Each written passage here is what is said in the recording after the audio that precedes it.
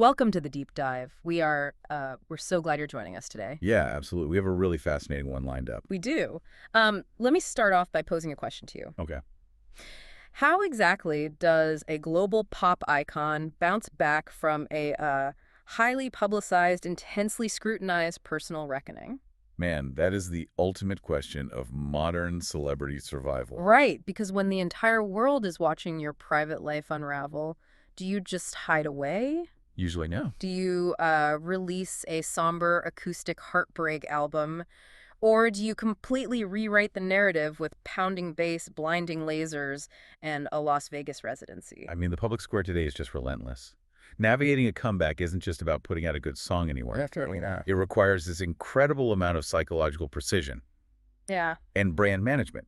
You are essentially trying to turn a massive moving ship while everyone is watching your hands on the wheel. Which is a brilliant way to frame what we are focusing on today. We're looking at the brand new, massive collaboration between Jennifer Lopez and David Guetta. Kiss me.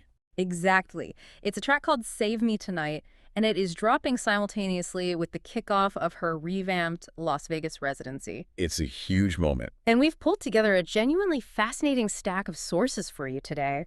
We're pulling from entertainment news articles, lyric databases, music blog reviews, and some exclusive backstage interview snippets. It is a really rich set of materials, and what makes this stack so compelling is that it allows us to see both the shiny finished product and, Machinery. yes, the messy, calculated machinery working behind the scenes. Because that is the real mission of this deep dive. We want to look way past the glitz and the glamour to unpack the actual anatomy of a modern celebrity comeback. Right. We're going to explore how artists use music to pivot their personal narratives, the meticulous marketing that goes into a multi-platform release, and the rising tension between fan expectations and artificial intelligence. That tension regarding AI is incredibly timely. Oh, absolutely. The intersection of highly produced pop culture and artificial intelligence is something every single listener is navigating right now, whether they actively realize it or not. It's really changing how we consume and trust art. So to understand how we got here, we really have to start with the rollout. The breadcrumbs. The breadcrumbs, exactly. J.Lo has been building anticipation for this March 6th release for quite a while, just dropping subtle little hints for her core audience. Like the Instagram bio. Yes, she quietly changed her Instagram bio to just the numbers 0306. Which is a classic low-lift marketing tactic. Yeah. By just changing 4 numbers, you activate the most dedicated fans, the ones who check the profile daily. They start speculating immediately. Taking screenshots, sharing them, building organic hype long before any official press release is even drafted. And she didn't stop there. She teased the track during her Up All Night Live in 2025 tour. She also played it at the World Pride Music Festival last summer. According to our sources, the hype was so palpable that fans in Warsaw, Poland were literally holding up handmade signs referencing "Save Me Tonight" while standing in the front row. So the runway was perfectly paved. The excitement was entirely organic. But then the poster dropped. Okay, let's unpack this. The moment the official announcement poster finally dropped, it was immediately slammed by fans. Slammed hard. And the backlash had absolutely nothing to do with the music. It was because they suspected the artwork was AI generated. The reaction was swift, vocal, and honestly fascinating to watch unfold. We're looking at coverage from one of the major music blogs, and the focus shifted in a matter of minutes. And it's instant. 1 second, it's a triumphant musical return. Yeah. The next, it's a heated debate over the authenticity of a promotional image. And the quotes from the fans are brutal. Our sources pulled some of the direct reactions. One fan literally wrote, "Is that cover effing AI generated?" All caps. All caps. Another commented, "I expect nothing less from her." Right. Somebody else chimed in with, "Not the AI cover art. It became such a meme that one fan mockingly used Google Gemini, the AI image generator, to create their own version of the poster." Wow. They did it just to prove a point about how easy and cheap it looks to pump out synthetic art. What's fascinating here is how it highlights a massive shift in consumer behavior. Yeah. Modern audiences have developed this hypervigilance regarding authenticity. For sure. And to be clear to you listening, we aren't here to take a side on the ethics of AI in art. We are strictly analyzing the cultural reaction. Exactly. And what that reaction shows us is the uncanny valley effect in pop culture marketing. Fans invest huge amounts of emotional energy into their favorite stars. It's a deep connection. So when they see a piece of marketing that feels like it was prompted into a computer, Rather than crafted by a human photographer or designer, it breaks the parasocial contract. It feels like a shortcut. Exactly. But doesn't that feel a little hypocritical? We're talking about a massive pop dance anthem here. The song itself is designed for packed dance floors and is heavily manufactured. It's electronic music. Why do fans zoom in on the pixels of an Instagram post and demand raw humanity, but happily consume mathematically engineered auto-tune? That is the ultimate paradox of the modern pop fan. They want the illusion of a human touch, even if the final product is highly processed. A synthesized beat feels like a stylistic choice. A synthesized album cover feels like a lack of effort.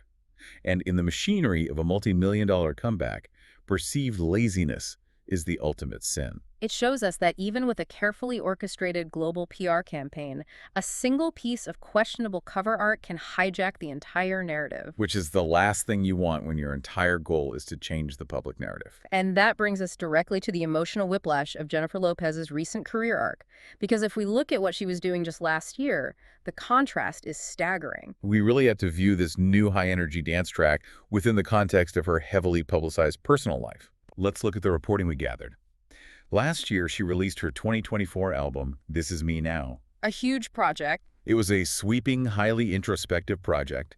It even included a visual film deeply focused on romance, self-reflection, and her rekindled marriage. But then, in August 2024, she filed for divorce from Ben Affleck. So the narrative she had just spent an entire album cycle building this cinematic, destiny-driven romance publicly collapsed. Her public image shifted drastically from sweeping romance to a highly visible, heavily scrutinized split. And for a brand as large as J.Lo, a personal crisis of that magnitude is also a corporate crisis. And initially, the music she was working on actually reflected that pain. Our sources point out she performed a deeply personal, unreleased track called Wreckage of You. The lyrics on that song are incredibly raw. Very raw. She sings, "Thank you for it, the pain that you caused. You're gonna have to watch me climb out of the wreckage of you." Climbing out of the wreckage, it is a powerful, visceral image. It directly acknowledges the destruction and the hurt.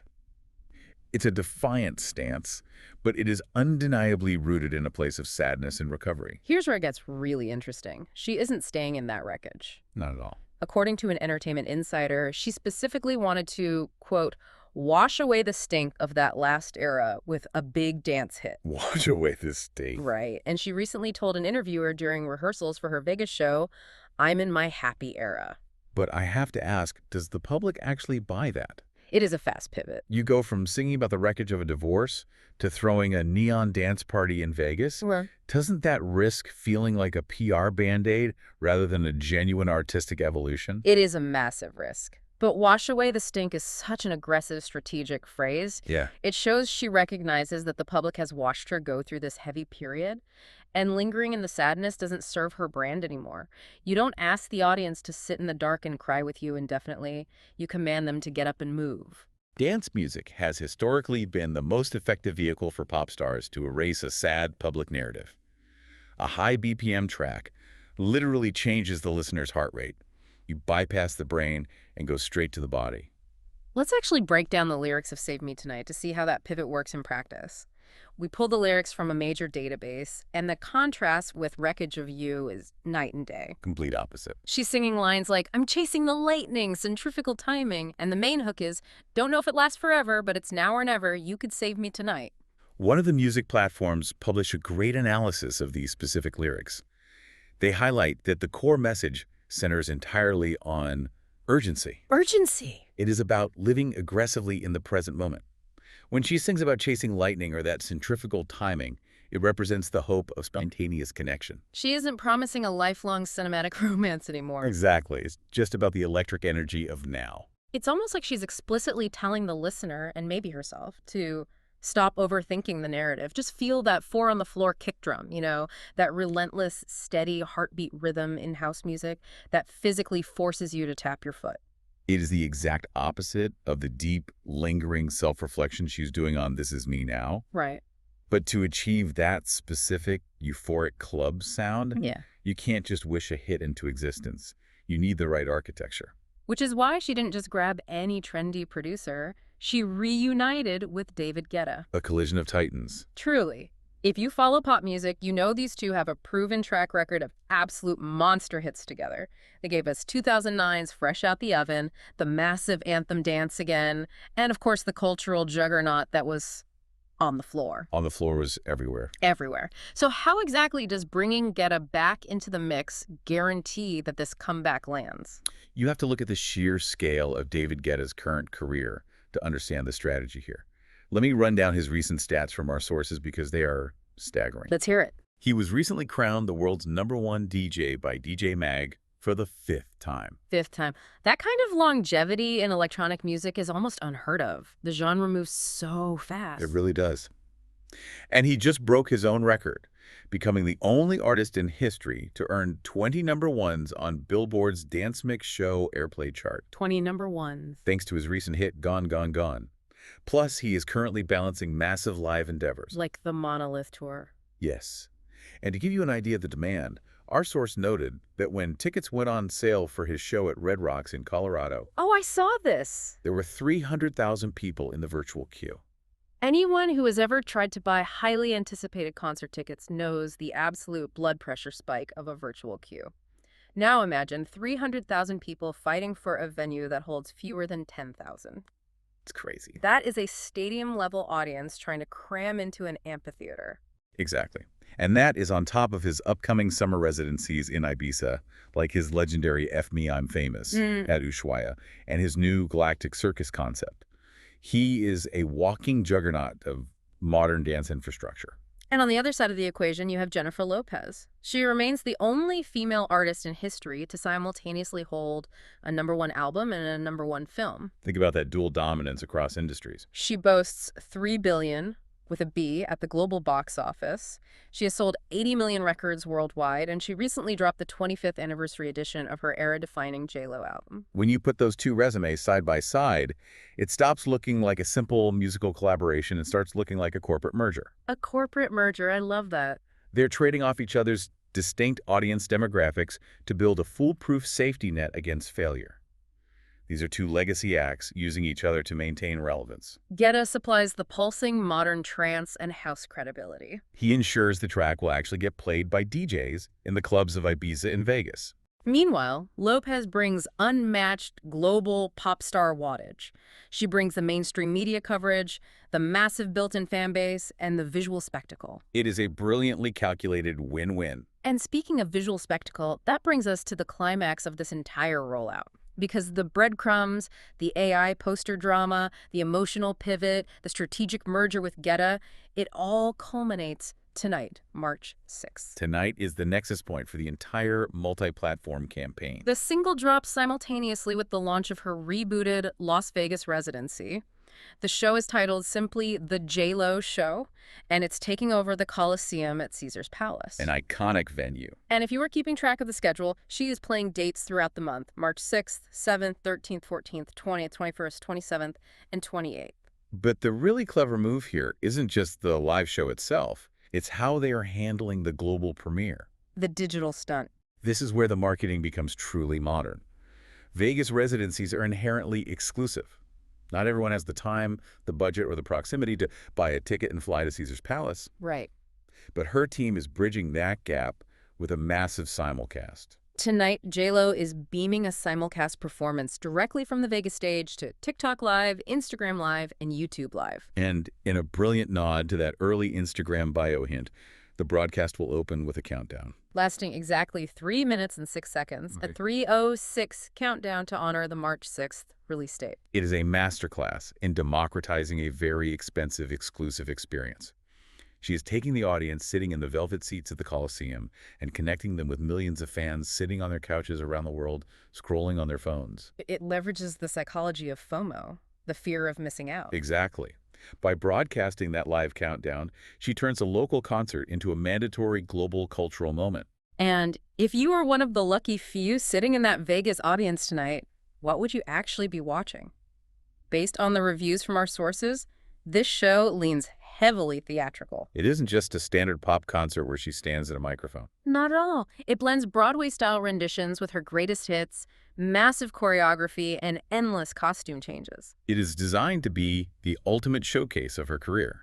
Lopez herself told an interviewer that it is the quintessential J.Lo show. The quintessential show. She stated that her goal is for the audience to see who she is, not just as an entertainer or a dancer, but as a fully realized artist and a human being. Which perfectly closes the loop on her narrative pivot.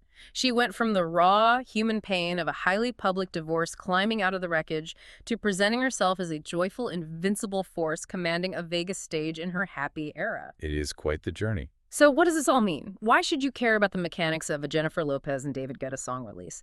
Because whether you ever listen to pop music or not, this entire rollout is a masterclass in resilience and brand control.